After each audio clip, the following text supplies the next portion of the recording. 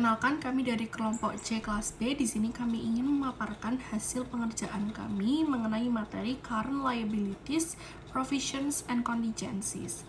Perkenalkan, nama saya Sinta Alicia Pigarmanto dengan NPM 240130100198. Perkenalkan, nama saya Chelsea Farah Sudikto dengan NPM 240130110209. Perkenalkan, nama saya Anissa Rahma Serta Putri dengan NPM terakhir 173. Perkenalkan, nama saya Farah Khaira Fayaza dengan NPM akhir 266. Nah, di sini saya akan membacakan soal current liability. Nah, di sini ada soal yaitu PT Sukses Abadi memiliki transaksi sebagai berikut pada bulan Maret 2025. Yang pertama, pada tanggal 5 Maret, perusahaan menerima pinjaman jangka pendek dari Bank BRI sebesar 1 juta dengan bunga 12% per tahunnya. Jangka waktunya 3 bulan. Setelah itu, pada tanggal 15 Maret, perusahaan menerima tagihan listrik dari PLN sebesar 3.500.000 yang akan dibayar awal bulan April. Lalu yang ketiga, pada tanggal 20 Maret, perusahaan menerima uang muka dari pelanggan sebesar 10 juta untuk pesanan yang akan dikirim pada bulan April. Nah, pertanyaannya di sini, jelaskan klasifikasi masing-masing transaksi di atas sebagai kewajiban lancar. Dan yang kedua, buatlah jurnal yang diperlukan untuk mencatat masing-masing transaksi. Nah, yang pertama di sini saya akan membacakan yang soal A, yaitu pengklasifikasian kewajiban jangka pendek. Nah, yang pertama, pinjaman jangka pendek itu diklasifikasikan sebagai kewajiban lancar karena memiliki jangka waktu pelunasan yang kurang dari 12 bulan. Lalu yang kedua, tagihan listrik itu termasuk ke dalam beban akrual yang belum dibayarkan, sehingga juga merupakan kewajiban lancar. Lalu yang ketiga, uang muka yang diterima dari pelanggan dicatat sebagai pendapatan diterima di muka karena perusahaan masih memiliki kewajiban untuk menyerahkan barang atau jasa yang di masa yang akan datang. Oleh karena itu, ketiganya itu termasuk ke dalam kategori kewajiban lancar.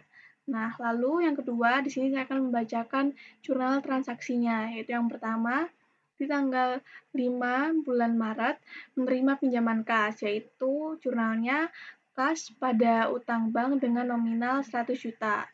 Lalu yang tanggal 15 Maret, yaitu menerima tagihan listrik, yaitu jurnalnya beban listrik pada utang usaha, yaitu nominalnya 3.500.000. Lalu yang ketiga, tanggal 20 Maret, menerima uang muka, yaitu jurnalnya kas pada pendapatan diterima di muka dengan nominal 10 juta. Selanjutnya adalah soal provisi. Pak Deren meminjam uang di Bank Astra Capital sebesar 50 juta untuk modal usaha. Bank mengenakan provisi sebesar 2% dari jumlah pinjaman yang harus dibayar di muka. Selain itu, Pak Deren juga harus membayar bunga pinjaman sebesar 1% per bulan selama 12 bulan. Soal yang pertama, berapa besar biaya provisi yang harus dibayar Pak Deren di muka? Yang kedua, berapa total uang yang diterima Pak Deren setelah dipotong provisi? Yang ketiga, jika bunga dibayar setiap bulan, berapa total bunga yang harus dibayar Pak Deren selama 12 bulan? Yang keempat, buatlah jurnal penyesuaian untuk mencatat beban provisi yang diamortisasi jika provisi tersebut diamortisasi selama 12 bulan. Asumsikan pencatatan pada akhir bulan pertama. Untuk jawaban soal pertama, berapa besar biaya provisi yang harus dibayar Pak Deren di muka? Jawabannya adalah provisi 2% dikali 50 juta sama dengan 0,02 dikali 50 juta sama dengan 1 juta rupiah. Untuk soal kedua, berapa total uang yang diterima Pak Deren setelah dipotong provisi? Jawabannya, uang diterima sama dengan 50 juta dikurangi 1 juta sama dengan 49 juta. Untuk soal ketiga, jika bunga dibayar setiap bulan, berapa total bunga yang harus dibayar Pak Deren selama 12 bulan? Jawabannya, bunga per bulan kan 1% dikali 50 juta sama dengan 500.000.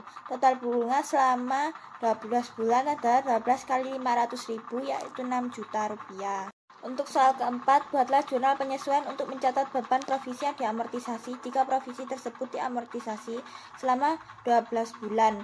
Asumsikan pencatatan pada akhir bulan pertama. Jawabannya, beban provisi per bulan 1 juta dibagi 12 sama dengan 83.333 rupiah. Untuk jurnalnya 31 Desember 2024, beban provisi pada debit sebesar 83.333, sedangkan provisi dibagi muka pada kredit sebesar 83.333. Selanjutnya di sini ada soal tentang kontingensi. PT Ceria Jaya sedang menghadapi gugatan hukum dari mantan mitra bisnisnya sebesar 500 juta rupiah karena dugaan prestasi kontrak. Tim hukum perusahaan memperkirakan bahwa kemungkinan PT Ceria Jaya kalah di pengadilan adalah besar kemungkinannya, dan jumlah kerugiannya bisa diestimasi secara andal. Untuk pertanyaannya, bagaimana PT Ceria Jaya harus mencatat kondisi ini dalam laporan keuangannya? Dan bagaimana jika kemungkinan kalah hanya kecil dan tidak bisa diestimasi jumlah kerugiannya? Baik, untuk jawabannya, yang pertama, jika kemungkinan kalah besar dan bisa diestimasi jumlah kerugiannya, maka jika kerugiannya itu dapat diestimasi, PT Ceria Jaya itu harus mencatat liabilitas sebesar 500 juta di laporan posisi keuangan dan beban kerugian di laporan laba rugi. Jika kemungkinan kalahnya kecil dan jumlahnya tidak dapat diestimasi, maka ini hanya perlu dicantumkan sebagai pengungkapan atau disclosure di catatan atas laporan keuangan, atau bahkan tidak usah diungkapkan sama sekali jika dampaknya nggak terlalu signifikan. Untuk kewajibannya ini tidak perlu dicatat sebagai kewajiban di laporan posisi keuangan, karena jumlah kerugiannya tidak bisa diestimasi dan kemungkinannya masih kecil terjadi. Selanjutnya saya akan memaparkan hasil diskusi kami untuk nomor 4, yaitu cari laporan keuangan perusahaan terbuka yang memuat informasi tentang liabilitas jangka pendek, provisi, dan kontingensi. Kemudian jelaskan apa saja yang termasuk ke dalam liabilitas jangka pendek, provisi, dan kontingensi dari perusahaan tersebut.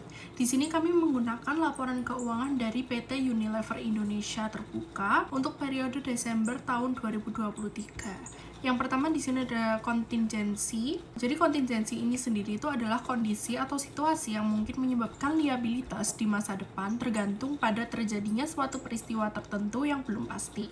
Contohnya seperti komitmen pembelian atau potensi klaim hukum yang belum pasti. Di sini dari perusahaan Unilever sendiri terdapat komitmen pembelian aset tetap dan persediaan sebesar 337.694 juta rupiah dan 3.683.192 juta rupiah. Di sini ada fasilitas kredit modal kerja yang belum digunakan dan tidak ada liabilitas kontingensi yang signifikan. Selanjutnya adalah liabilitas jangka pendek atau current liabilities. Liabilitas jangka pendek ini adalah suatu kewajiban perusahaan yang harus dibayarkan dalam waktu 1 tahun atau siklus operasi normal, seperti utang usaha dan beban yang masih harus dibayar. Untuk informasi dari perusahaan Unilever sendiri, pertama ada utang usaha sebesar 4.641.148 juta rupiah, akrualnya 3.915.417 juta rupiah, lalu utang lain-lain 2.126.264 juta rupiah, liabilitas sewa 744.762 juta rupiah, sehingga totalnya adalah 11.427.591 rupiah.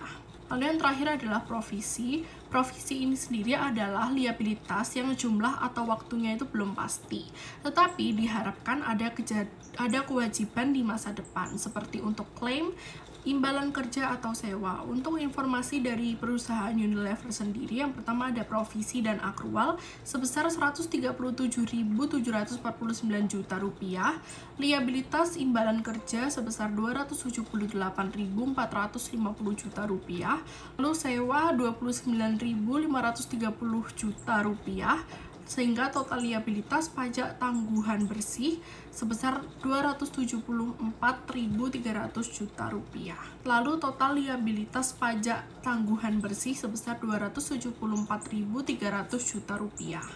Sekian pemaparan dari kami kelompok J kelas B mengenai current liabilities, provisions, and contingencies. Semoga bermanfaat. Mohon maaf bila ada salah kata. Terima kasih.